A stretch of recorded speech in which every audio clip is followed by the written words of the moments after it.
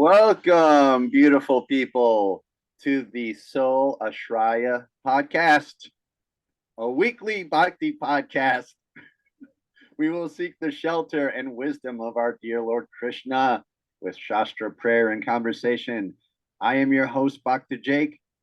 I am joined with my friend and teacher, Balaram Shakti Das.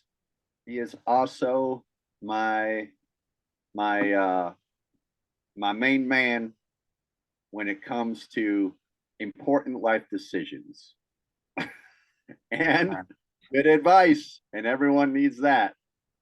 How you doing today, Balaram? I'm doing well, thank you. You're like, I'm so scared. Jake has had his chai latte. Now I'm scared. I am though, man. I'm on fire today. I always appreciate your enthusiasm, bro. Sometimes it just kicks in where I'm like, wow, I like know. I am so excited and I just cannot hide it. Yeah. I'm like a little kid sometimes. But it's because we get to do this awesome podcast together and talk to people on YouTube about Krishna. We get to talk about the supreme personality of Godhead every weekend, no matter what's going on. Even if we are working a ton of hours, it's awesome to have this time to be able to do this, With that said, I'd like to thank all the people watching on YouTube. Thank you for watching and subscribing and making comments and supporting us. This whole thing is for you, the audience. And this is our service that we render unto Krishna, but really we're rendering it to the world, to the World Wide Web on YouTube. Which is kind of crazy because, as you know, I'm dated, and this was not possible 20 years ago. So, anywho, Balaram, tell me about your day. How's it going in Tucson? Good. We had Vyasa Puja yesterday. That's why I'm back here in Tucson, as you can see. Although I probably would be here anyway, because the tour is over for the Festival of India. So woke up a little hungover from the Krishna party. Different kind of hangover, Yeah. but it still feels like oh, what happened to me? No, Yeah. we were up till like midnight, I think. Yeah. Yeah. So much fun, so wonderful. For those of you that don't know what a Vyasa Puja is, I imagine neither of you have been to one either, right? Go ahead. I think that I attended one for Vaish like when I was online, so wasn't really there, but yeah. I was thinking maybe, but okay, yeah. I went to one, but it was at a Hindu temple. It was not like a straight up Krishna temple. And it was like during the day. It was I don't think that counts. Yeah, yeah, I know. I don't. It was when I had first gotten into bhakti. I thought that all Hindu temples were Krishna temples. So I went there and I was sitting on the floor just looking at everything like, where am I? What is happening? I don't know where I am, which happens sometimes anyway, but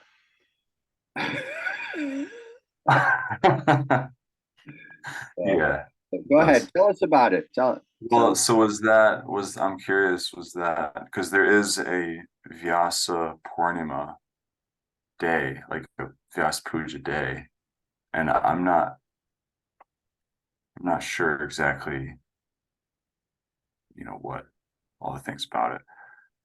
Was it like on that day? Was it just like a puja to Vyasadev, like to the guru, like principle, I have no or idea. was it like an actual guru of that like lineage that was being worshipped? Like there was a man there being worshipped. Yes, yes, there was definitely, yeah, yeah, and it was like, it wasn't, it wasn't ISKCON. Like I said, I thought that all the temples were ISKCON temples, but then I learned that they weren't. But I still met some cool people there. It was nice anyway. I just didn't know what was going on, and the Yeah. stuff was like so.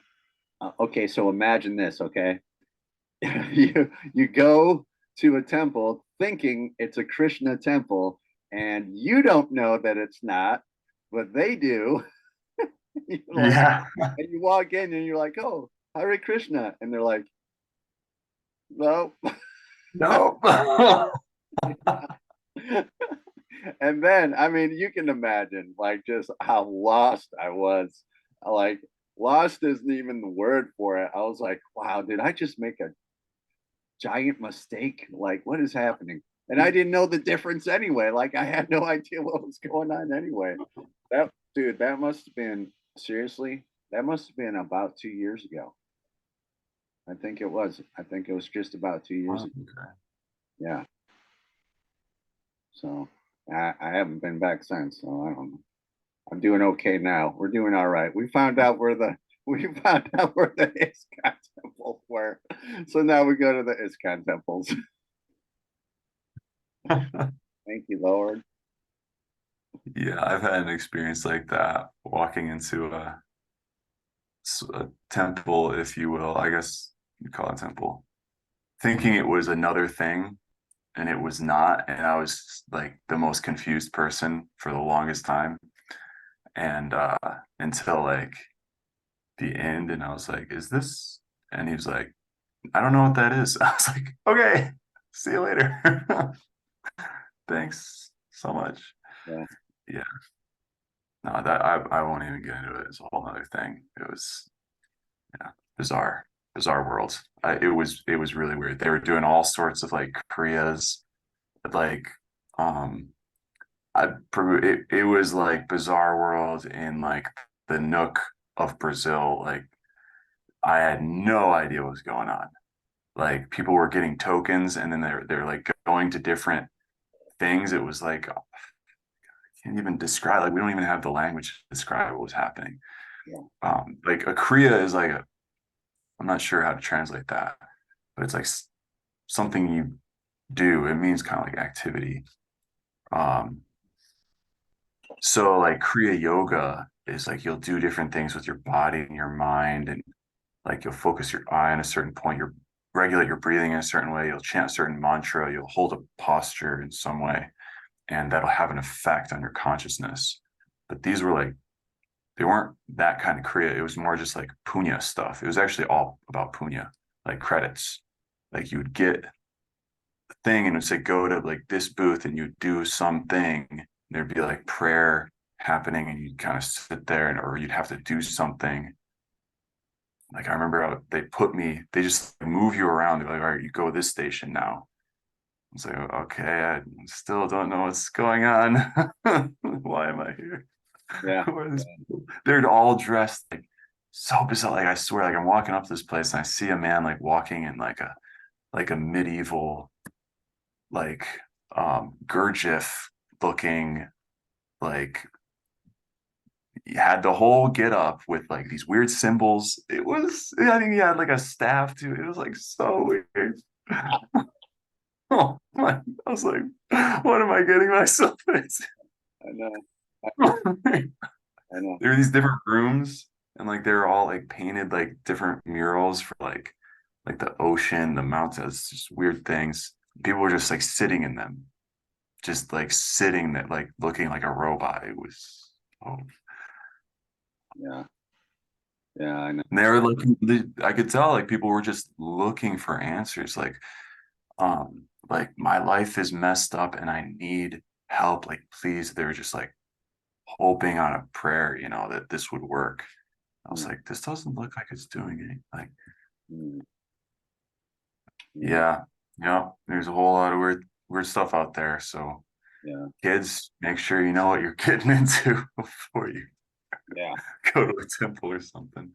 That's right, kids. Don't drink the punch. Yeah. That was the worst part. I was waiting for the punch. Like I thought it was coming and I was horrified. Like I was so scared. I was like, I don't want to drink whatever they're serving. I please, God. So, yeah. So last week when I stopped by Mantra Central in Syracuse, which is on 300 Crawford Street in Syracuse, it's basically an ashram, and they have programs there, weekly programs that are fantastic. I don't mind plugging them because they're doing a great work and they would probably appreciate it anyway. So Mukunda, we're having kirtan. Mukunda like hands me this little plastic cup with like just a little bit of water in it, and he's like, everyone's singing, and he's like, "Here you go." And I'm like, "Oh, okay. What do I do?" And he's like, "I'm like, okay." So I drink it. I'm like, that was good. What was it? you know, I'm thinking if it's from Mukunda, I'm sure it's safe. You know, well, yeah,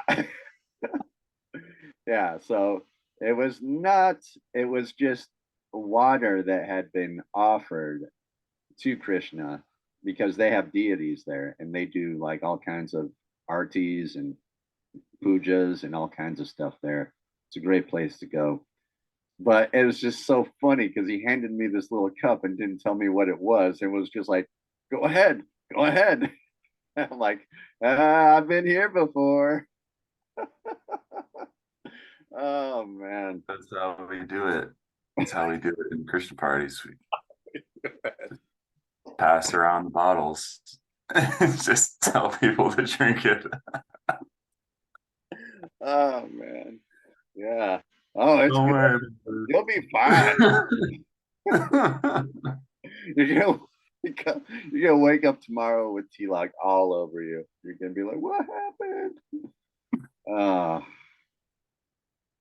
No. just just the funny stuff that happens.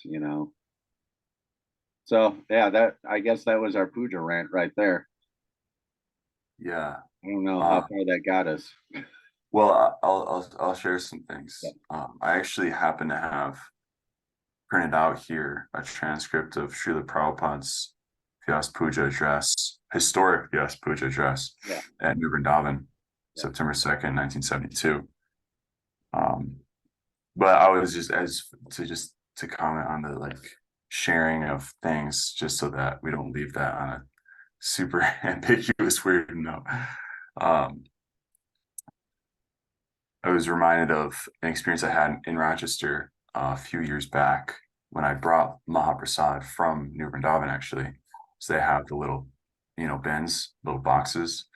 And I was like, oh, this would be great. Go up there. I'm going to Charlotte Beach and I'll hand out the Maha to my friends. And when I did, it was just little like burfi or whatever, little like milk sweets. And I started distributing it to one person, one or two people. I was standing, two people, and then like a bunch of other friends of mine came over, and I got so giddy, like so happy. I was just like grinning ear to ear, and they were like, "Wait a minute, what's in this? Why are you so happy?" Have not like our only experience seeing someone that like giddy about giving people like little baked goods is when there's something else in there. Yeah. Yeah. And they're like, is this gonna make us trip? And I was like, no, it's actually going. And I was just inspired by it. It's gonna remove trips from your path. Actually, it's like actually I explained that to the first person I think I gave it to, and he then preached it to the rest of them. He was like, no, he told me it's like this. This is how it's gonna work, that if there is a trip, like, because what is a trip? It's like a snag on your life path that just like sends you, down some rabbit hole that you weren't expecting, or you trip, fall, smash your face, right? Yeah. It happens all the time.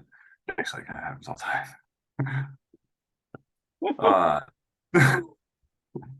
So actually, the mercy means saving you from falling, right? That's literally what mercy means. Like, you were going to fall, or you are fallen, and the mercy picks you up. So it's like, so some people bake goods that will make you trip. We make goods that will save you from trips. And one person is experiencing happiness in that mode, and we're experiencing, jubilation in that mode. We're experiencing jubilation in people being saved, because you think like, oh no, we're gonna trip, it's gonna be great. Then you like wake up afterwards and you're like, I, don't feel so awesome anymore, because I have to come down from that now. I was experiencing like illumination or whatever, or or maybe not even psychedelics, even just like, alcohol or whatever. Like, yeah, drink this, man, you'll feel great. And afterwards, it's like, no, like my consciousness is now lower. It's in a lower position. And so people try to bond on that, but no, we're bonding on the mercy of God, because, it's just, you can only get excited about the things what your experiences are. And so we happen to be plugged into this Krishna consciousness. So there's the mercy there. And then the Vyasa Puja, just to speak a little on that, because it's like, what is that? So it's a nice opportunity, I think. So Srila Prabhupada started his address by saying, those of you who are my students, they know what is this ceremony. Jai, Bhakta Brian is here, connecting to audio. Welcome, welcome. Hare Krishna. Hare Krishna. So we're just started talking about Vyasa Puja. Are you familiar at all with what that is? What did you say it was called? Vyasa Puja? I'm not familiar, no. Okay. So there is one calendar day that's just like a general Vyasa Puja day. And then on the appearance day, birthday of the spiritual master, who is a representative of Vyasa, who is one of the acharyas, like founder acharya of our lineage. Would you say, Jake? He's just like one of the original preceptors who compiled all the, scriptures. Yeah, Vyasadev. Yeah. Yeah, he's like one of the main, like definitely a central figure, Vyasadev. Yeah. He's actually he's blue, right? And he can travel through space. Yes. The more you know. Usually he's depicted blue, beard, in the mountains, riding on parchment. Yeah, I got a picture of him somewhere. Yeah, he's also considered one of the Eternals. Like, there's certain beings in this universe that they remain here until the end of the universe. So he's there in the Himalayas, folks. You can go seek him out. We know where he is. We'll even tell you where he is. I would have to look it up, but it is known where he resides. It's just he's in a higher dimension of consciousness. So not so easy for us to access that. But Vyasadev is honored as like original guru. So same as Balaram. Balaram is also like Adi Guru sort of thing. So when we give class, we sit on what's called a Vyasa asana. It means the seat of Vyasa, and that person then becomes like a voice piece for Vyasadev. It's understood that whatever like scriptural knowledge is being presented, it's all coming from Vyasadev. So again, like mercy is coming down, and this is kind of like the central theme of what Vyasa Puja is about. So Prabhupada is saying, of course, those who are my students, they understand what all of this is about, but those who are visitors, for their information, I may inform you something about this ceremony. Otherwise, it may not be, it may not be misunderstood. An outsider may see that why is a person being worshipped like God, right? There may be some doubt. So this is the etiquette. This ceremony is called Vyasa Puja. Vyasa means the original author of Vedic literature. He is an incarnation of Narayana, God. He gave us all Vedic knowledge. He received the knowledge from Narada. Narada received the knowledge from Brahma. Brahma received the knowledge from Krishna. So in this way, by disciplic succession, we get transcendental knowledge. Okay. So this Vyasa Puja means one day in a year on the birthday of the spiritual master, because he is representative of Vyas, meaning he is delivering the same knowledge which has come down by disciplic succession without any change. He is offered the respect. This is called Vyasa Puja, and the spiritual master receives all honor, all contribution on behalf of the Supreme Personality of Godhead, not for his person. So he gives an example of a viceroy, king's representative. So the viceroy goes to another country, he's honored as much as the king would be honored, right? Because he's directly representing the king. So whatever honor, contribution, feeling is being presented, is being offered to the spiritual master. Again, as we have received the knowledge from upwards, similarly, this respect also goes from downward to the upward. That is the process. The spiritual master, as he is the teacher of the student, he has to teach the disciple how to send back his respect and contribution to God. This is called Vyasa Puja. So, right, so the mercy is coming down. So we're just talking about mercy and how that's coming down, right? And how we're enthused to spread that. And so we need to learn the principle. It's like, it's one thing to just receive it, but that's the beginning. Then the process of spiritual life is you need to learn how to interface with that line of mercy. And then you become a disciple, right? So this is our process. And so Vyasa Puja is a day where we're particularly honoring the spiritual master as a representative of God in our life. And we're offering worship to him because God wants us to have a experience, like we need to actually experience it in order to learn, of respecting worship personally, like to a person, because God is a person. And so he appears to us as a person. It's not that the guru is God, but he is appearing to us as his representative because he is completely 100% sold out to Krishna, right? He is not doing anything for his own sake. And because if we're doing things for our own sake, we're not spreading mercy. We're just trying to take something. But if we're doing everything for God's sake, all we're doing is spreading mercy, right? So that's the position of guru. Yeah. Jai. That is it. So yeah, it's from this. It's from this that we can have the spiritual authority to move on and do things. It's from this that the power comes from the main source down to us. Yeah. And this is why we perform Harinam Sankirtan, which I love to do, by the way. Yeah. Going out and distributing it, and everything that we have and everything that we're able to do, it all comes from God, right? Like any religion that meaning a theistic,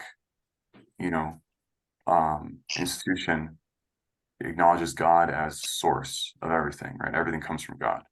So it's like our ability to speak, to walk, to breathe, life itself, our life itself comes from God. So, but we take it for granted. We take it totally for granted, because we're not in Krishna consciousness, means we're not conscious of God as provider, what to speak of our best friend and lover.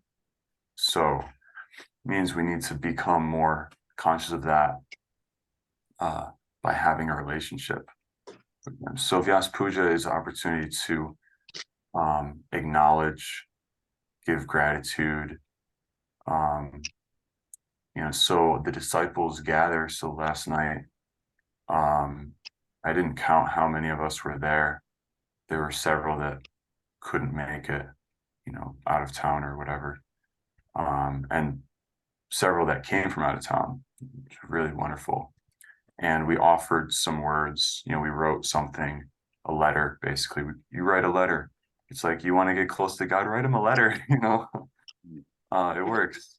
Don't just take it for granted. Like, okay, I know in theory, like he's up there and I'm here, but I don't have a link to him, because I just go about my life. It's like, well, if you want to have a relationship with someone, you have to cultivate it.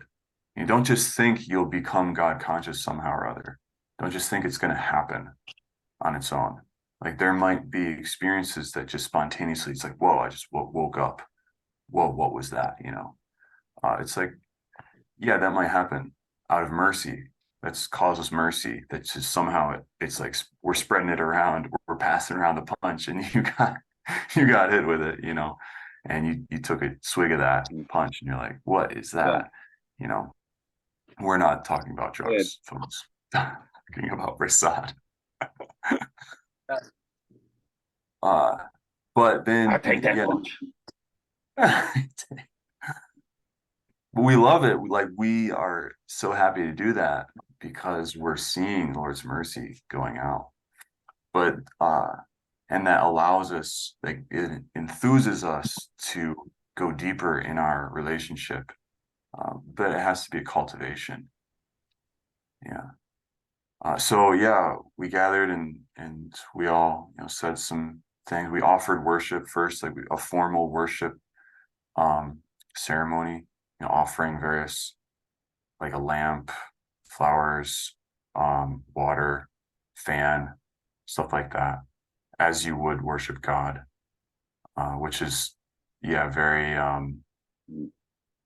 foreign to our culture. So Prabhupada was addressing, he's explaining like, this is what's going on. It's not that I'm receiving, just like the viceroy doesn't let it get to his head like, oh yeah, I'm the king. They're treating me like the king, therefore I'm the king. So Prabhupada would say, if you're the representative he's representative of God. So on Lord's behalf, and he just passed it up. As soon as the guru thinks that he is God, he becomes a dog, right? Very fallen. Yeah. But it's really wonderful seeing how my God siblings are so from the heart, just opening, expanding their just beautiful qualities. And their offerings were so from the heart, heartfelt and just moving. And it's an expression of love, to a person who has given them Krishna. And we get empowered. Oh yeah, so that was the last point I want to say is, everything that we're able to do, everything that we have is coming from God. And so it means we're being empowered. And so the more that we develop that relationship, the more that we then become empowered. So the guru is giving us instructions. And with those instructions is the empowerment to carry them out. So like go, spread this movement. It's like it's the prasad. It's like I can't give someone prasad and like a blessed thing and on my own potency. just be like, this is blessed now. I think a lot of people in the new age thing, like, oh, blessings, it's just like this thing. They like, how are you empowered to give blessings? So we don't really understand as a society here. We don't really understand how blessings work. But it's actually the spiritual master, meaning the principle of God actually entering your life, is empowering you because he is blessed. And so the more that you dedicate yourself to, you become blessed. And you're able to give blessings. Prasad is wonderful because it's like, you don't even have to do anything with it. You can just give it to anyone and you're blessing them. Yeah. Yeah. Last week, no, not last week, the week before last week, Ramapada Swami was here in Rochester. He does, every once in a while, he comes up here and does a little circuit, Syracuse, Oswego, Rochester, Buffalo, Niagara Falls, even, I think, Toronto, maybe even, he does like a circuit, So he was here in Rochester and he handed out Mahaprasad. And I got there late, and I actually had to leave early too. So he was there, and he has like all these like buckets of Mahaprasad, like that he carries with him, and he has like he travels with like a helper or helpers, and they keep him cool and everything. They keep him nice. But I got it the last time he was here back in March, and I got it that time. And when he saw me, he was kind of like, I remember you. He's like, here you go, kid. Here you go. And he gave me like this big old hunk of it. And I was like, thank you. It's like, thank you so much. It was such a blessing. Like, that was like such a real deal blessing. It's like, I didn't have to like put on this thing like, well, I'm Dr. Jake. I got to get there early. I got to stay late. I got to oversee the kirtan, make sure the kirtan's going okay, like make like have some presence there, It's like, no, no, no, no, no. Your presence is just a blessing. Just to be there is your presence. Like, it's not your job to like be the watchdog or to like, be anybody but you, and just receive the mercy from the Lord. Just receive freely the mercy of the Lord. So that's what I learned. I love how you're bringing that out. The like personal experience of receiving mercy, because that very experience, we're imbibing a mood of service, of being a servant, of being like menial, actually, of like, I don't have any potency, but this man, he is in touch with God. He's communing with God, and with his own hand, he's giving to me. That's why it's called Mahaprasad. There's prasad, which is like, I can cook something, offer it, and then there's prasad, but when a saint actually honors that prasad and then distributes the remnants thereof, it becomes Mahaprasad, like, because it is now blessed with his blessings, which Krishna is empowering him and blessing him with. It's not like he's like, yeah, they're my blessings. No, he knows that they're his, the guru knows that the disciple is always hankering for the guru's Mahaprasad, the prasad that he is honored and now infused with his blessings. But it's not, he doesn't take that as his own. He just takes that it's my duty, it's my service to play this role for these disciples, and it's keeping me very humble, actually. It's forcing me to be completely surrendered to Krishna. As soon as I think it to be mine, you take proprietorship, I become a dog, as Prabhupada said. But yeah, I love how you're saying that, because that mood, that's like the basis of our Krishna consciousness, is receiving that mercy, is like the indescribable feeling of that. Yeah. And that is the mood that will carry through our entire journey in spiritual life. And if you miss that somehow, by actually offensive mentality is how you'll miss that. Or that even if you have it, it can be covered over. And it will be covered over when you offend devotees, those who are dear to the Lord. It'll make your heart hard. Yeah. Whereas we're trying to soften our heart with humility and gratitude. Yeah. Really, really wonderful. Yeah. Yeah. It's just a matter of just kind of like dropping your defenses and just being there and just taking it, just receive it, for sure. Yeah, that's funny.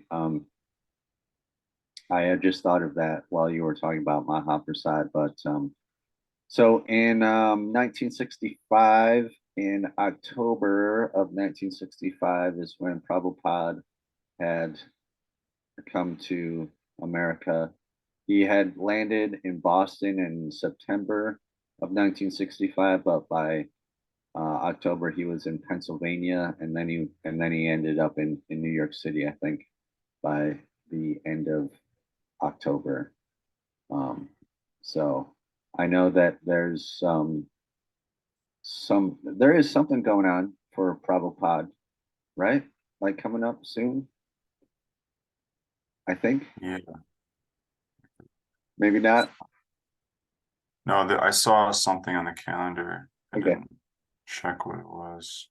Well, we can honor Prabhupada. Speaking of great Yeah, saints, on the 5th. Prabhupada's arrival in the US is on October 5th. yes. Okay, there it is. Okay. I knew it was coming up. I knew it was close. Yeah. So, but the best way that we can honor Prabhupada is by reading his books and by, yes, and by getting into the Shastra, which we should do right now, actually. Okay. I can bring up the prayers Yeah. very, very, very quickly. I will.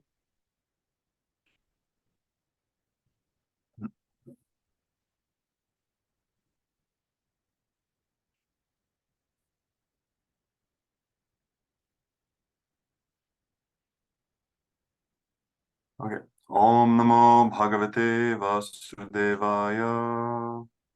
Om Namo Bhagavate Vasudevaya. Om Namo Bhagavate Vasudevaya. Om Namo Bhagavate Vasudevaya. Om Namo Bhagavate Vasudevaya. Om Namo Bhagavate Vasudevaya.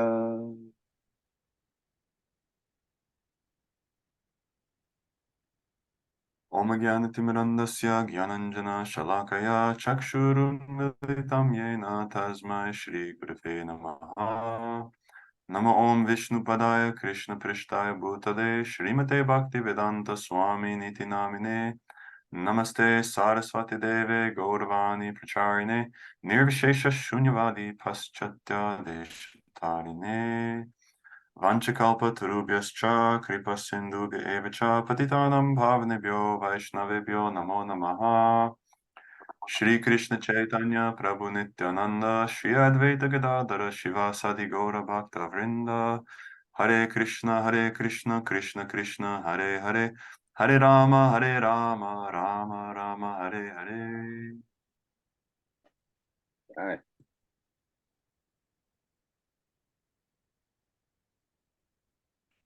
Prabhupada ki jai. Oh,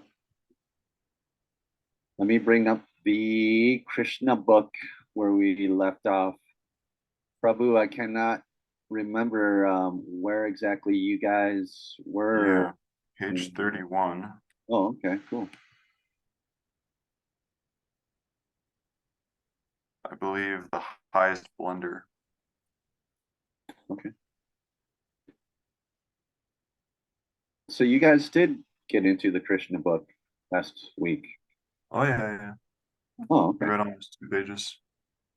Oh, wow. Yeah. Okay, so you are still in chapter 2? Yeah. Okay.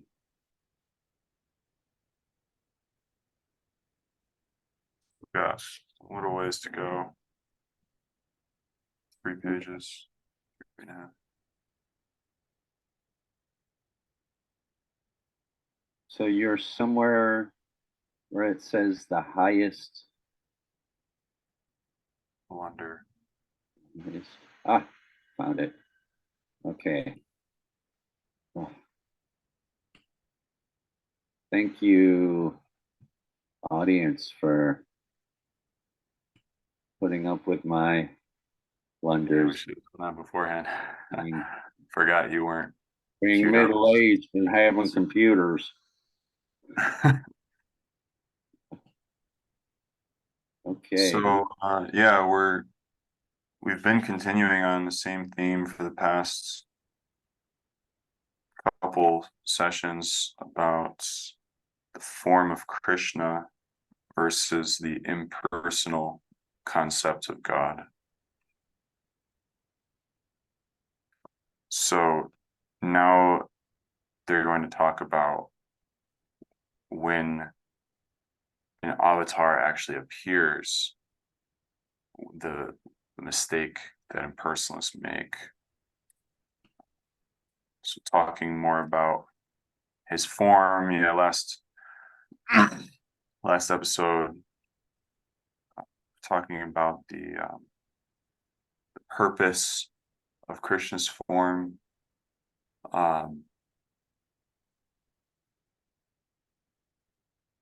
Yeah, what it's doing for us, what to speak of our relationship with Krishna himself. And that the impersonalist is like neglecting the supreme absolute truth. They don't realize that the actual truth of reality is the personality of Godhead and our relationship with him. So if you neglect him, you're neglecting the whole thing. So like, what does it matter if you realize that you're not the body and you've awakened to this impersonal conception of, just spirit?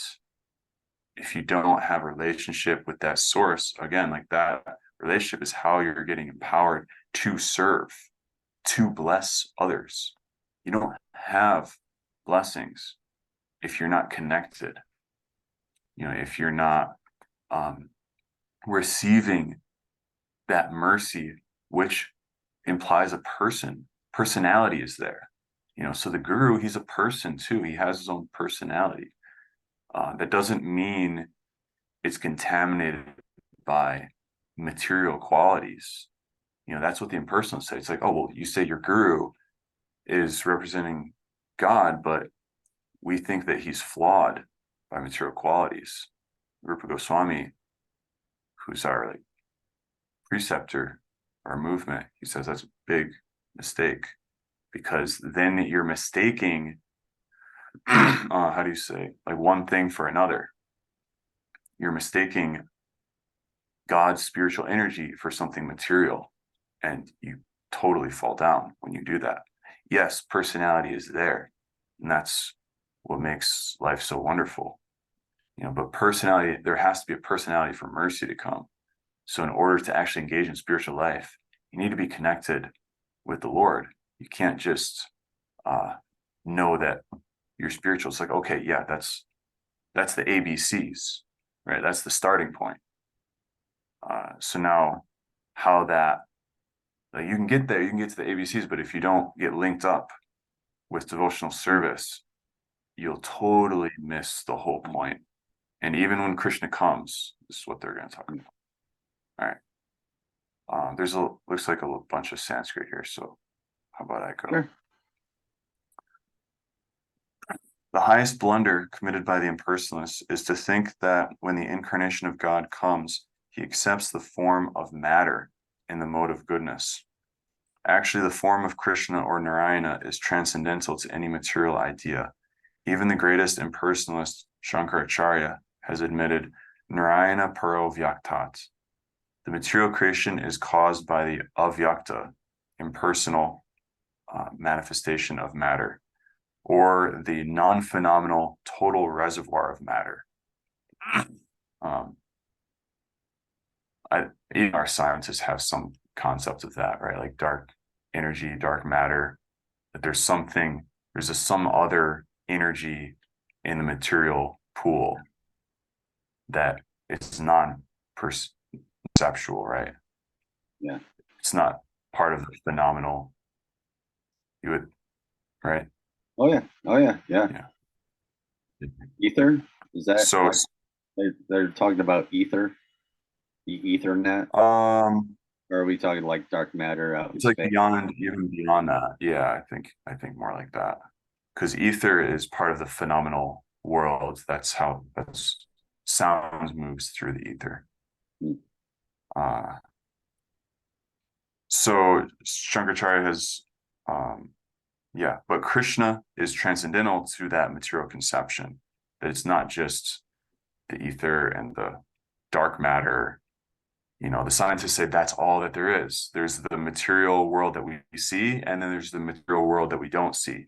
Material energy that is, there kind of going back and forth between phenomena and non-phenomenal. But like there's the gross world and there's a subtle, right? And it's all part of this one world. And impersonal say that's all that there is, and it's all one ultimately. And you just have to get out of the cycle of entanglement in it and realize that you have nothing to do with this world, and that you're actually part of, or you are everything, right? Like that.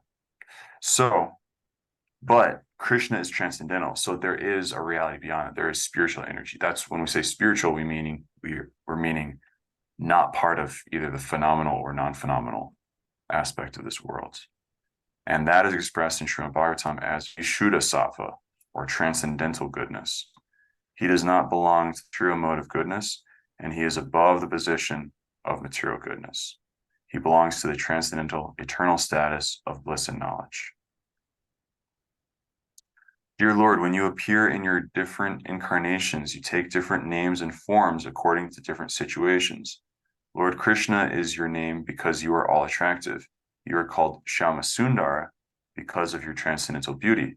Shyama means blackish, yet it is said that you are more beautiful than thousands of cupids, Kandarpakoti Kamaniya. Although you appear in a color which is compared to the blackish cloud, because you are the transcendental absolute, your beauty is many, many times more attractive than the delicate body of Cupid. Sometimes you are called Giridhari because you lifted the hill known as Govardhan. You are sometimes called Nandanandana or Vasudev or Devaki Nandana because you appear as the son of Maharaj Nanda or Vasudev or Devaki. Impersonalists may think that your many names or forms are given according to a particular type of work and quality because they accept you from the position of a material observer. So he's talking about karma and guna, which are ways of understanding the world, right? Activity and the gunas. So the impersonalist conception, meaning the baseline spiritual or transcendental understanding of reality, is that everything going on here is karma. It's just the workings of nature. And that nature is divided into three categories: goodness, passion, and ignorance. So whenever they see something lofty or subtle or refined, they say that's the mode of goodness. And so the avatar appears and he belongs totally to the spiritual category, right? Same as Guru, same as including Lord Jesus, right? He said, I'm not of this world. You're trying to impose categorization on me of being of this world, King of the Jews and all that. But I'm not from this world, so you can't understand me in those terms. So impersonalists think of Krishna as, according to a particular type of karma and a particular mode. Okay, maybe he's in the mode of goodness. He's obviously not in passion and ignorance, but that would be the category he belongs to. And they say, no. You're coming from the perspective of a material observer. You don't understand the other side of reality and the spiritual nature, spiritual energy. Yeah. And then there's the point of these names, which these are the internal names of God, these very confidential names of God, because they are in relation to his particular qualities of sweetness and relationships of sweetness, how he's directly relating in loving sweetness to his devotees, not just his general qualities as Father, Lord, Master of the universe, all-knowing, these are also names of God. The Supreme, right? Yeah. These are also names of God, but they're not explicitly linking us to that line of service, like to that line of intimate relationship.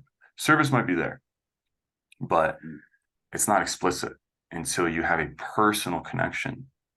So as we were speaking on beginning of the show, right? Yeah.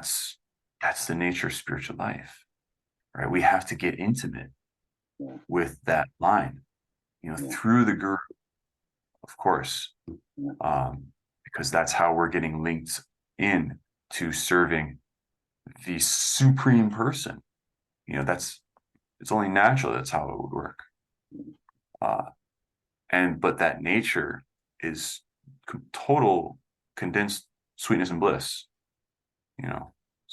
but the impersonalists might even know these names, but they have no access to them because of their misconception. So he's saying that's the highest blunder. Yeah. You want to do one more here? Why don't you go ahead? Okay. Yeah. Okay. The next paragraph in the Krishna book, my friends. Hare Krishna there, Mukunda. Nice to have you. Our dear Lord, the way of understanding is not to study your absolute nature, form, and activities by mental speculation. One must engage himself in devotional service. Then one can understand your absolute nature and your transcendental form, name, and qualities. Actually, only a person who has a little taste for the service of your lotus feet can understand your transcendental nature or form and qualities. Others may go on speculating for millions of years, but it is not possible for them to understand even a single part of your actual position. In other words, the Supreme Personality of Godhead, Krishna, cannot be understood by the non-devotees because there is a curtain of Yoga Maya which covers Krishna's actual features. As confirmed in the Bhagavad Gita, Naham Prakasa Sarasaya, the Lord says, I am not exposed to anyone and everyone.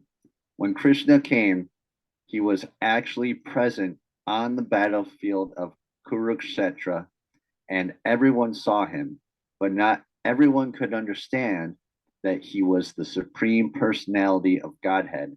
And still, everyone who died in his presence attained complete liberation from material bondage and was transformed to the spiritual world. So even if you were on the battlefield, no matter what side you were on, that's mercy, dude. That's mercy. Totally. Okay. Come on. That's mercy. Sorry, guys. Yeah, no, it's so there's like just a couple of points that he's saying in the Bhagavad Gita, I reserve the right to reveal myself, right?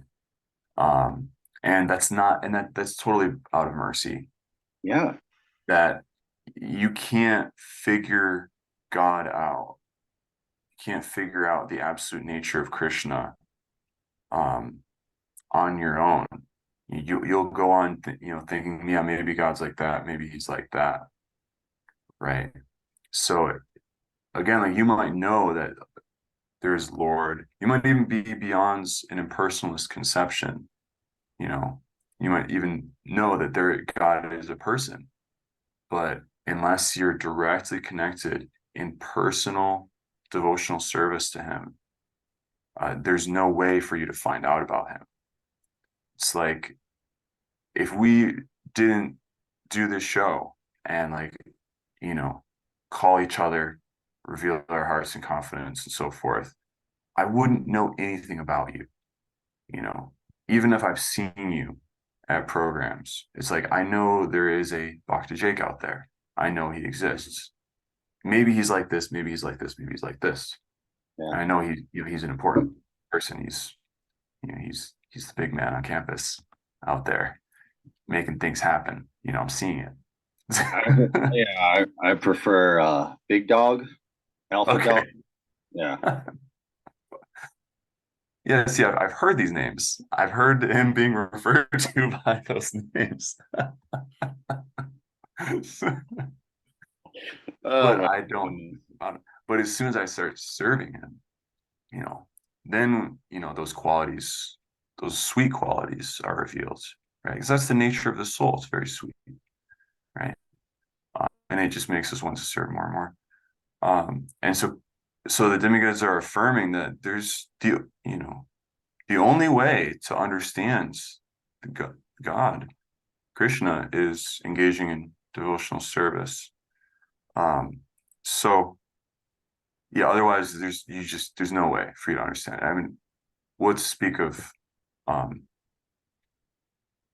souls, individual souls here, like we can barely understand each other, so then what to speak of God?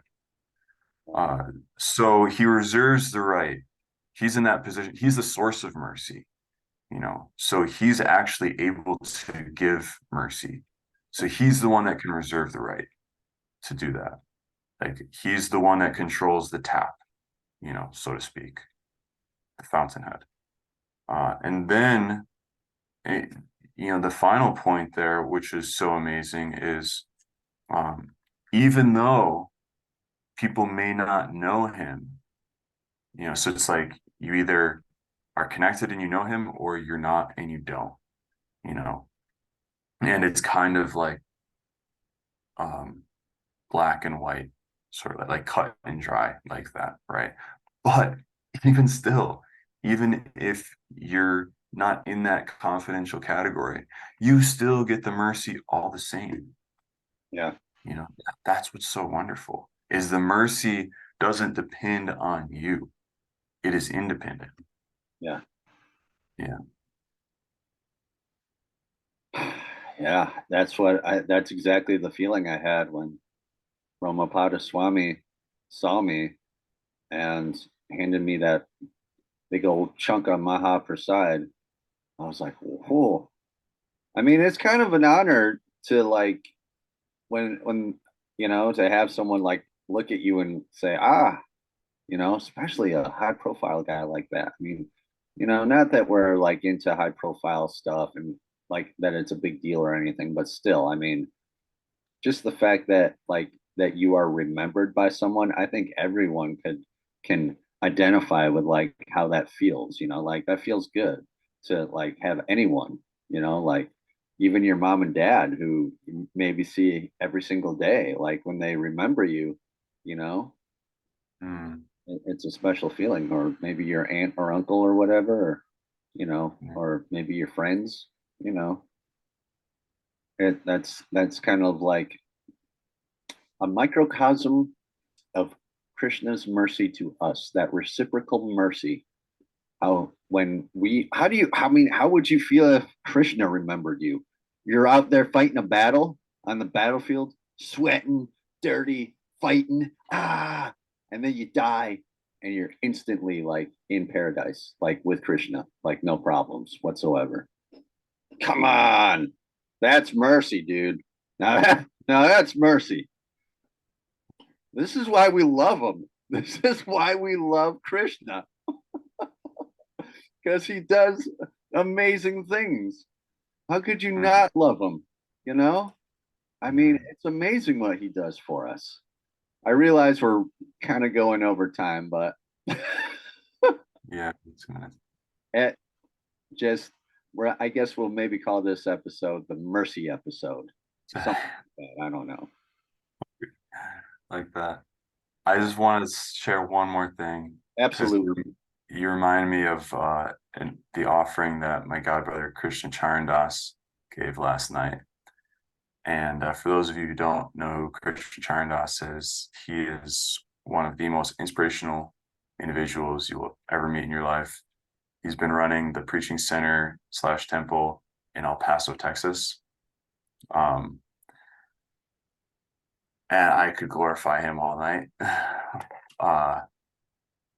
It's Yeah. just absolutely amazing. And it is everything they're talking about. It is a true testament to mercy. Like if you go there, if you ever go through that corner of this country, I be would love sure to to. stop in for their Sunday feast. You will be absolutely blown away. I would love to. Absolutely blown. It's like that is like ISKCON at its finest because the mood is there of mercy and gratitude to the spiritual master, gratitude to Krishna, and he was sharing in his offering about when he first connected with our guru, which was like 10 some years ago, 10 years I think before he met him again, because he didn't know his name. He started forgetting what he even looked like after years, but that one night in a little dark yoga studio, um, he was so impressed, and he shared that, and like that stuck with him for so many years of like having an actual conception of spiritual life that he had never had before, until finally, like he was describing that like 10 years later to someone who's also a god brother of ours. And he's like, I know who you're talking about. That's Jivananda Das Vanachari. He lives in, a few hours away. And he called up his crew and was like, we're going to Tucson, and he found them and took shelter. But he was saying he was so amazed by two things. One, he was immediately blown away by our guru's statement that Krishna has a unique relationship with every individual. He relishes each individual soul totally, absolutely. It's like you are his entire world. And it's like that for every soul. Imagine being like the center point of focus of Krishna. Not only like this big guy remembered me, but like he thinks about me constantly. Like I'm the center of his universe. It's like, what? You know? And then also that he was glorifying our guru in his mood, that he's so loving. he's so merciful and just gracious. That's why we say his grace, that he just, everyone he comes in contact with, he just encourages and like lifts up. It's like, where do you find someone like that? So he was just so enchanted, you could say, that he was like, this is my guru, I want to be like that, Um, yeah, really, really Yeah. wonderful. Two very, very, very excellent points. I would love to go to that temple in El Paso. You know that Texas holds a very special place in my heart. I love Texas. I lived there for almost 2 years with my uncle down in Dallas, and that was like a magical time. That I mean, so yeah, Dallas, yeah, Texas. Well, hopefully next year the Rath Yash will be Right. back. There was some complications this year, so we didn't Okay. have a Roth in El Paso, Okay. but we're hoping next year, October is when they do it. So Beautiful. It is beautiful. Beautiful there in October in Texas. Oh my goodness. yeah, It's cooled down. Everything Yep. is dry, and it's just like the perfect weather to do anything outside. yeah, Oh a man, lot of fun. I love Texas. It's I got just that I feel. want everyone to know Jake loves Texas. Okay. But it's got that like family feel, because again, like our guru like started this community, and he just planted a couple seeds, and like several people from that yoga class 10, 14, whatever years ago are devotees now, like in this community. So Yeah. those little seeds, and he's nourished them in this mood of just encouraging everyone and lifting everyone up, and everyone feels like there's this amazing atmosphere of gratitude and sincerity and just like devotion. It's Yeah. unbelievable. So Yeah. yeah, next year That might even be we'll like fly out here. that might even What's be a Texas thing is to be like that. That could be like yeah, kind of that culture is that you all definitely feel that Latin culture there as well. oh, It's so definitely. wonderful. So wonderful. Definitely. Yeah. Yeah. A lot of Northerners perceive Texas as being like kind of like hillbilly like or like not very like high tech or anything. I'm here to tell you Northerners that Dallas is one of the most high tech cities you will ever go to. They do nothing but technology in Dallas. Okay. It's like I'm serious. Coming from Rochester and going to Dallas was like a very easy transition because they're like way ahead of us. They do aerospace engineering down in Texas. Like that's the hub of it is that in Dallas. So Flying cars. yeah, Is that what? they're ahead by a century. Okay. You